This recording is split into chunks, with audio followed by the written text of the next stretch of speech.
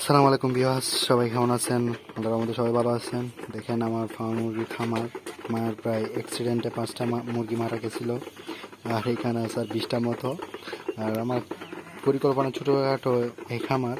দেখেন খামারের স্পেস এত বড় না, আপনারা চাইলে এরকম 20-25টা আমি প্রতি মাসে এগুলা দিয়ে ইনকাম করি আপনার 7 থেকে 8 হাজার টাকা। কারণ আপনারা বলতে পারেন যে আপনি 7 থেকে 8 হাজার কেমনে ইনকাম করেন। কারণ আমার খাদ্যটা আমার নিজেরই রেডি করা আমার ঘরের। আর এটা হচ্ছে ধান, সাথে আমরা ভুট্টা চাষ করছি, ভুট্টা ভাঙ্গা, এগুলো আমাদের আমরা প্রতি মাসে 7-8 হাজার টাকা ইনকাম এমনিতে করতে পারি ইনশাল্লাহ। আর তারা সবাই চাইলে যদি খাদ্য প্রসেসিংটা ইনশাল্লাহ নেক্সট ভিডিওতে দেখাবো।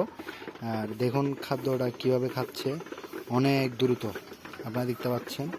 আর আমার যে ভাগিনী মুরগিটা আছে, মোরগটা আছে, দেখতে পাচ্ছেন এটা একটা, আর এখানে গিয়া হচ্ছে 19টা দেখতে পাচ্ছেন।